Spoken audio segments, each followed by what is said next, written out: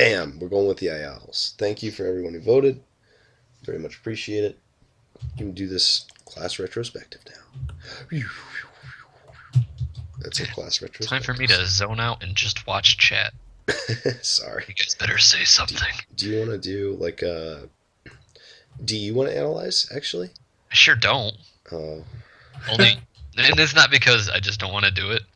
It's because you do it so much better, no, come and on. you already know what you're talking. You know you were there when they were made, I so you was. know what I'm talking about. It was a long time ago, but I was there. It was another me though, different form. Yeah, but you can go, wow, that guy was an idiot. Yeah, Ah, shit, Kirby, that was me. Kirby the Younger. I Wow, remember such a time. what a dingus. I was there What a too. fucking guy. JJ was there too. That's true. Yeah, see, there you go. I'm literally the person who shouldn't be doing this. All right. Well, I'll tell you what. Dodge that bullet. If you feel the need to, you're going to analyze one of these classes, or at least some abilities from one. No, yeah, definitely. All right. I'll start. I'll start No, us off. JJ, no. if you ever want to throw in something, You know he's not. yeah. But if you do, please feel free. I'll use my arms Your arms to throw for, something in. to throw things in. Yes. Okay. So these are the Iotls. They are turtlekin. Every fantasy game has got to have that one crazy race that says we're not dwarves, goblins, elves, or orcs. We're that other crazy race and super We're the race creative. that wants this. We're the race that makes all the furries want to play. Right? Yeah. More or less. It's just that thing. It's the random animal class. Yeah. And there are reasons why that. In fact, I had a fairly long discussion with a friend the other day about why it's difficult to create a game based on all strange classes that have never been seen before within a fantasy context. You can certainly do it within sci-fi, but you have to be conservative enough within fantasy to make people feel at home within your universe. And for Western RPGs specifically, oftentimes that means that you're throwing in dwarves and goblins and orcs and elves and humans. But you also have to make it feel your world. If it's going to be different from a Tolkien-esque fantasy, it has to feel different. And so usually that affords you for one different race, something that breaks the sort of tropes that are out there. And certainly Grimrock 2 does a good job of sort of getting away from that. It's got minotaurs and insects and ratlings, all sorts of other cool species. But we went with the more conservative approach, and we made turtle people. Um, don't imagine Teenage Mutant Ninja Turtles, though. Imagine more like Galapagos turtles that can stand on two legs.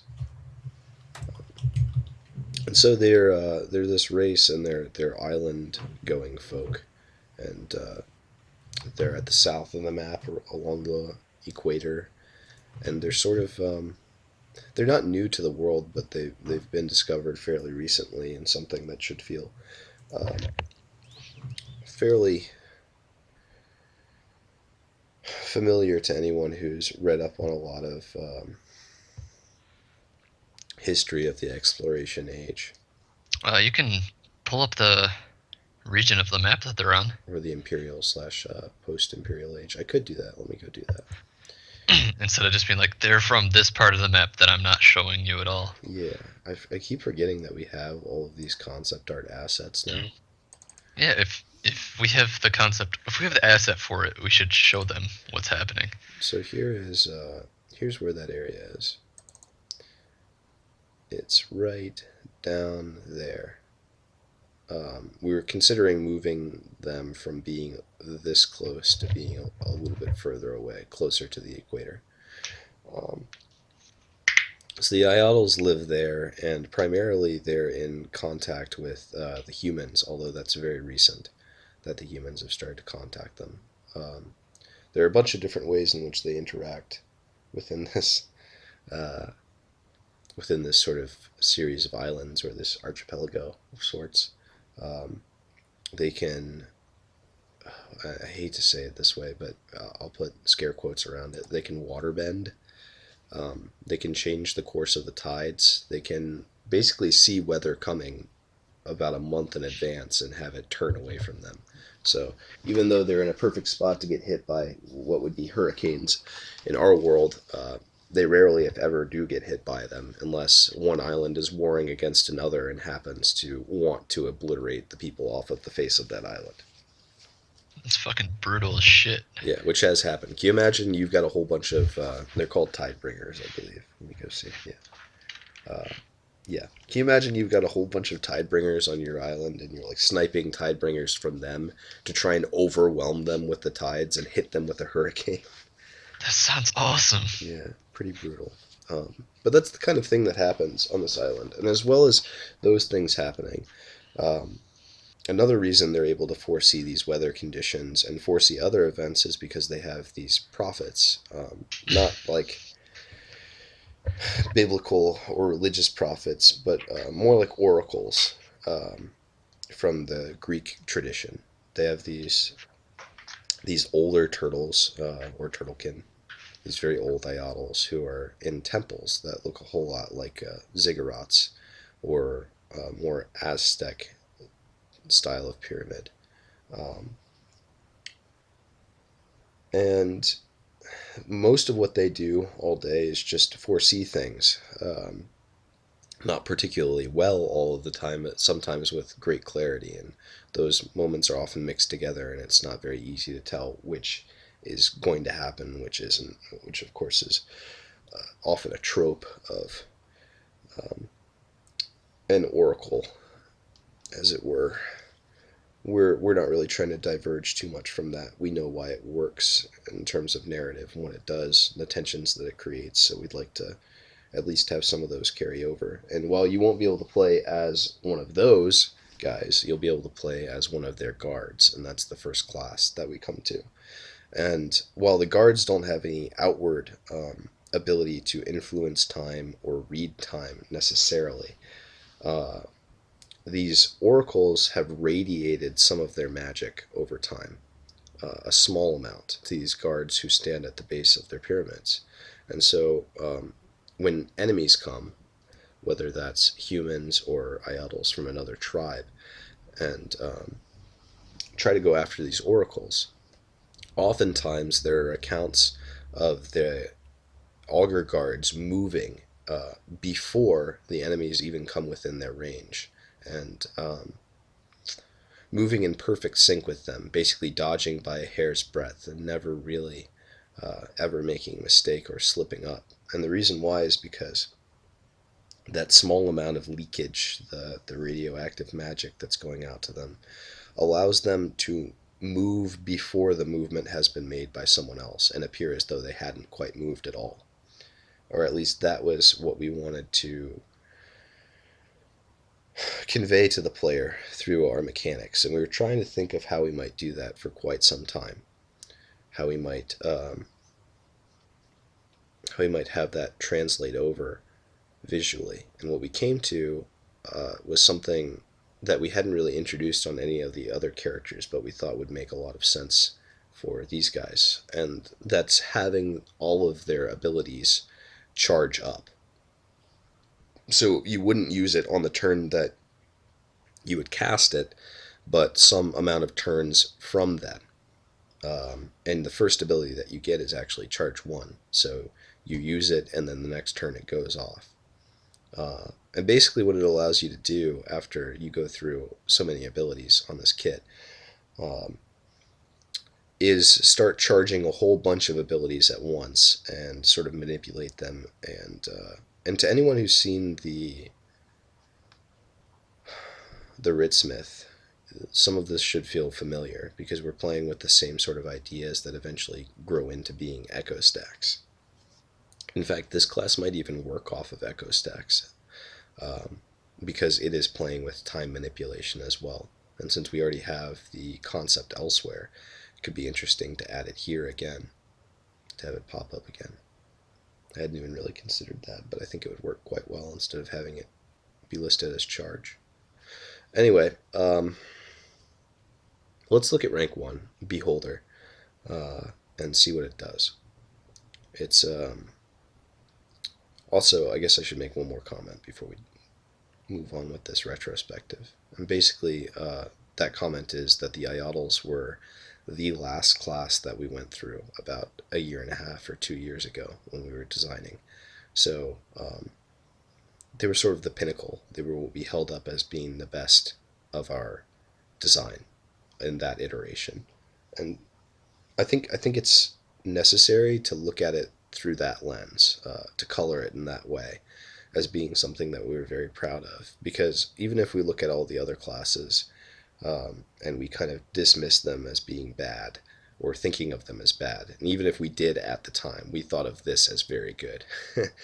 So let's see if it lives up to it. And I very much doubt it will, but let's just see. So it's rank one is a basic. It doesn't say basic on the first run through. We didn't actually list if the abilities were basic back then.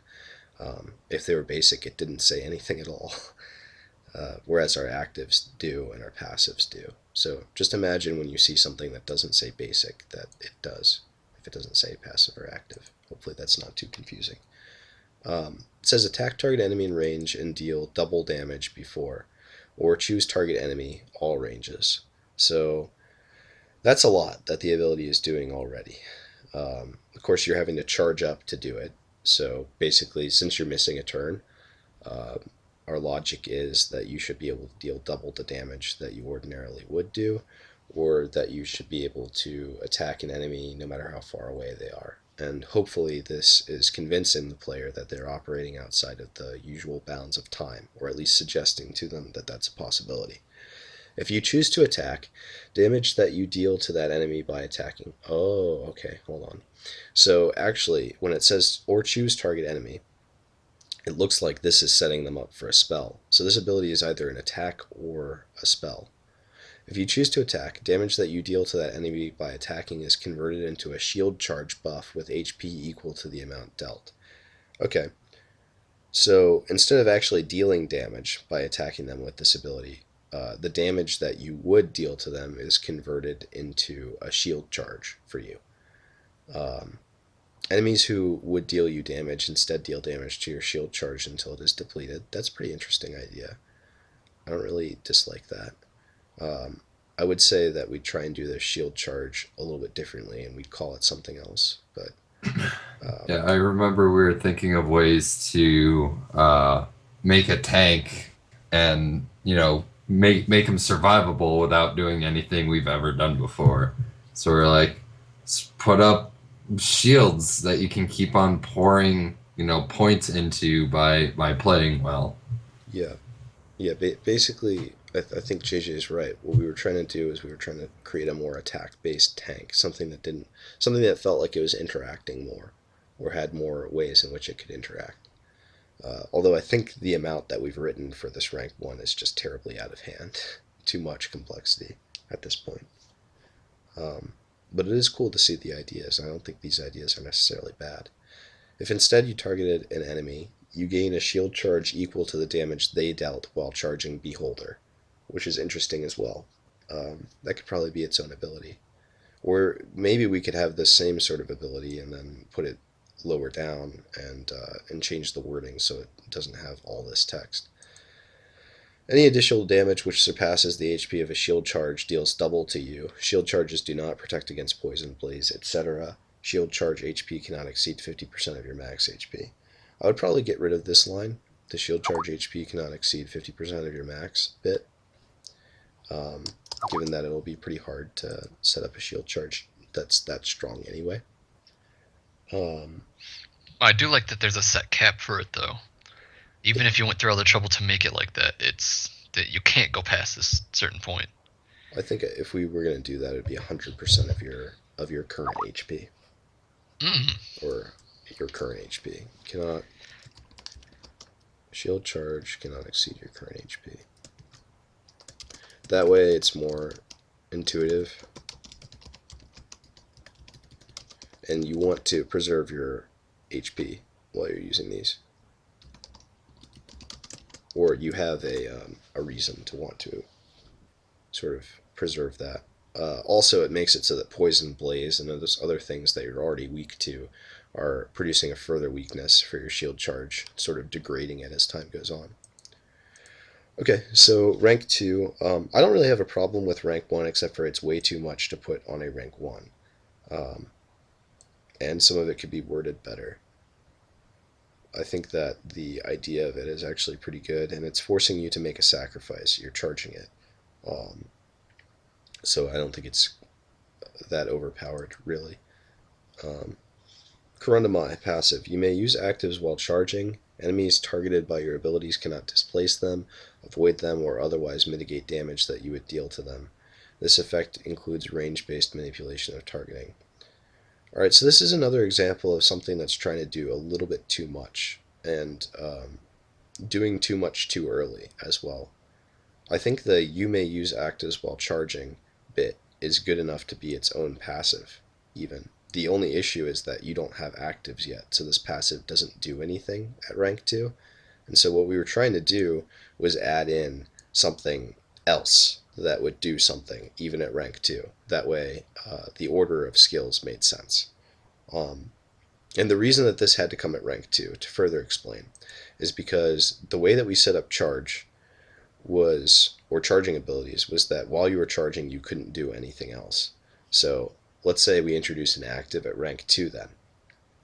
You can't use your active while you're charging, so that active's not quite as efficient as it could be. So then we're thinking, okay, we need to introduce something at rank 2 that allows you to use actives. And then you're kind of stuck in a loop, because you can't move one thing without displacing how valuable another thing is. I'm not sure what the solution would be here. I think if we thought it over for a little bit of time, we could probably come up with something fairly good to replace this with.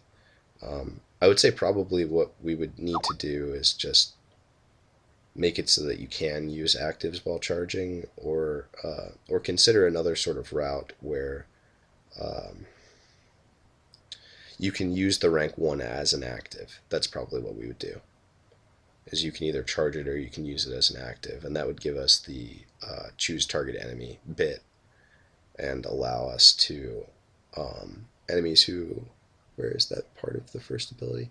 If instead you targeted an enemy, you gain a shield charge equal to the damage they dealt while charging Beholder.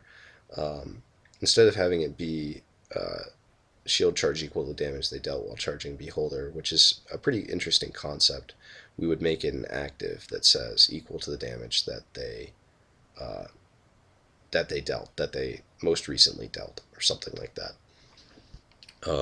So if you're really slow in the turn order or in the stack order, you can use it to convert damage that they just dealt, and if you're very quick, then you could use it to convert damage that they had dealt previously.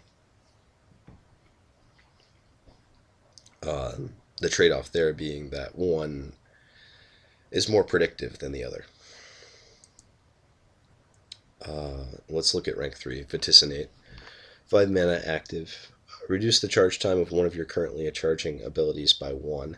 You only have one charge ability at this point, which is the main reason that this isn't very good.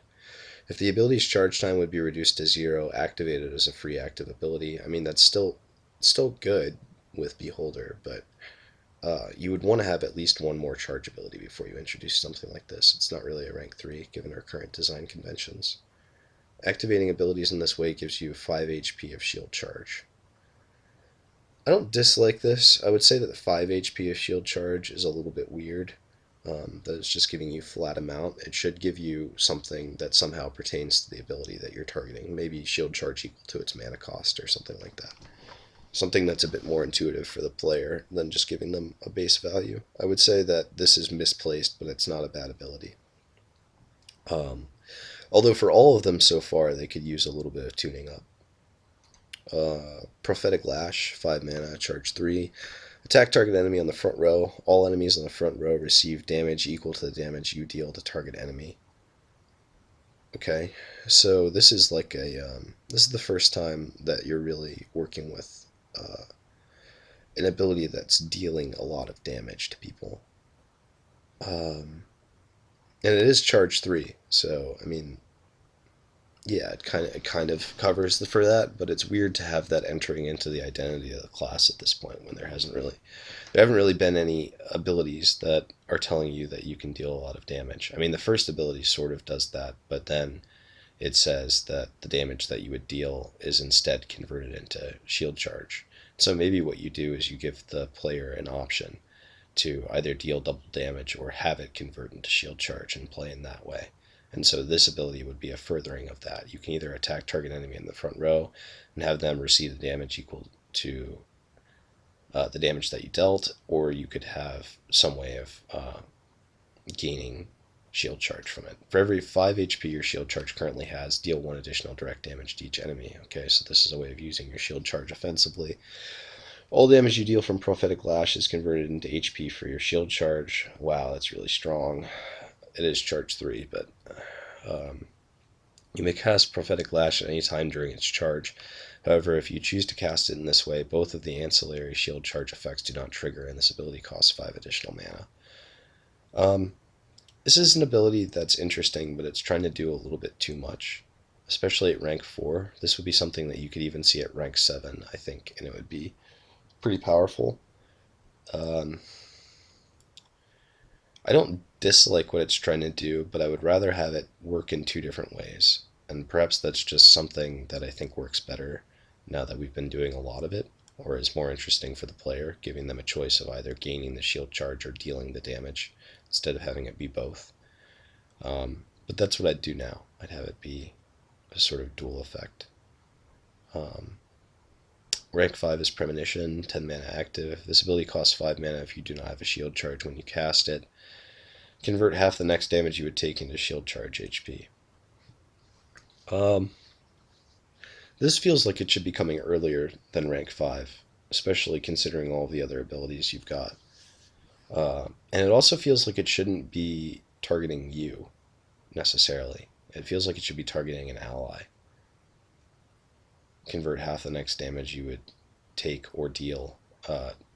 An ally would take or deal into shield charge HP, maybe. But Yeah, I think that's gonna work way better if it's on an ally. yeah, I think it's just more interesting that way. But I definitely know that there are people who I think if you do it the other way, it's sort of imbalanced because if you build your guy to do a ton of damage, then this is just exponentially increasing what you can do, whereas the other Mm, is sort of a choice between putting it on an ally that you think can do a lot of damage or an ally that you think is going to take a lot of damage. that's true. Um, Oracle Attendant passive, and also Jeez. it's for every 10 points of maximum HP you have, you may begin the battle with 5 points of shield charge HP. This feels like a rank 10, Yes, it does. honestly. Although that said, at this point, the most HP that you can have at level 20 would be 90 max HP. And if we're reducing the level cap down to 10, then that's 60, I guess, for melee. So you'd only start with 30 shield charge HP, which would take you up to 90. Whereas if you did this the other way around, then it would be 5 times 9, 45 HP, which is a lot. Yeah. Evanus Idol, 5 mana, charge 3. While charging this ability, you take 50% damage, and your shield charge takes 75% damage. When this ability triggers after its charge duration, you may choose target ally on the front row, transfer up to 30 HP of shield charge to that ally. I can see what we were trying to do here. Basically, all of this kit is building up to rank 8, which is Vigilant. And what Vigilant allows you to do is have multiple charge skills going at the same time. So you would always have Evanus Idol running because it would allow you to take less damage and have your shield charge take less damage. But I think the issue is that we're using values like 50% and 75%. And we kind of want to take out things like that from the game. I'd like for it all to be as intuitive as possible, resulting from the abilities rather than resulting from some value that we pick arbitrarily. So while I kind of like the idea of the ability reducing damage during time that you're charging it, I also think that I think that that's sort of wrong to do, but I also think another issue with the ability is just always having the ability to reduce damage that's coming into you is imbalanced. What I would rather have it do is just that second part where it transfers shield charge to an ally, but the way it would probably work is instead, whenever you have Evanus Idol up and you would lose shield charge, it goes to the chosen ally instead. So while you're charging this, um, when you're losing shield charge, you're kind of buffing an ally up, which should allow you to kind of fulfill this tank role in a very interesting way, and is pretty okay for a rank 7, I think. And it makes it a little bit more interesting for the allies playing with you as well, and for the enemies because they get to prioritize their attacks differently. Um, okay, so Vigilant is the rank 8 I was talking about. You may charge up to 3 unique charge-based skills at a given time. This is an example of a rank 8 that's about where it should be. Um, I think if you put it any earlier on, well, maybe you could put it at rank 7. It's a little too strong, but we didn't wait till rank 10 to introduce the ability either, which was the mistake that we were making throughout a lot of the design early on, and something you'll probably see in the other races that we were looking at. Uh, Otherwise, I don't really have too much of an issue with this, but I would say that it should probably be 2 unique charge-based skills at a given time, and probably move to like rank 5 or rank 7. Rank 9 is Ephemerence, 10 mana active. If you currently have a shield charge, this ability costs 5 mana. Cast a non-active ability as a free active until your next turn. This is just weird. I think this is in here as a synergy with a few of the other classes, and that's something we've gotten away from, is having abilities that only work as synergies with other things. And it's not like it can't work in this kit. It's just that it clearly wasn't designed to fit in with everything else. It's kind of like we were running out of ideas. Um, Rank 10 is Blink Watcher, 10 mana, charge 5. When this ability reaches charge 2 and below, all damage dealt in a combat phase to your shield charge while this ability is charging is reapplied as HP at the beginning of each of your turns, unless shield is depleted. Jesus, that's a run-on sentence. I don't like that. I don't like that very much.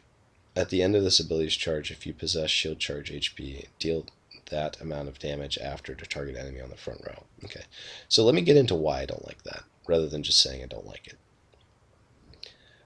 When this ability reaches charge 2 and below, so it's charge 5 to start, and each turn you wait for the charges to tick down, and if you wanted to, within this kit at least, you'd be able to use Vaticinate to tick it down faster. If you possess shield charge HP, deal that amount of damage to target enemy on the front row. Wait, hold on, sorry, I was looking at this part. All damage dealt in a combat phase to your shield charge while this ability is charging is reapplied as HP at the beginning of each of your turns unless the shield is depleted. So basically any damage that they deal heals you unless they completely break your shield. I think that because of the way that the shield charge works, there probably should be no way to heal yourself within this kit. I mean, you're effectively gaining a whole nother health bar on top of the one that you have, at least equal to your current HP. And within this kit at the moment, before we made that change, or before we considered that change, it would be up to 50% of your max HP, which is still quite a bit of shield, especially if you're starting the game with it. And it goes to assume that you would start the game by using something like Blink Watcher at rank 10, or sorry, at level 10, because you start with the ability, and so you'd have quite a bit of shield charge to derive as healing. At the end of this ability's charge, if you possess shield charge HP, deal that amount of damage to target enemy on the front row. And the after bit says basically that you deal that amount of damage once it goes through their defenses. So it's not like you deal direct damage to them. You'd apply it to their endurance, then however much passed through would deal damage to them. But that's quite a bit of damage still. Like, that's up to 45 damage, depending on if your shield charge is well fueled.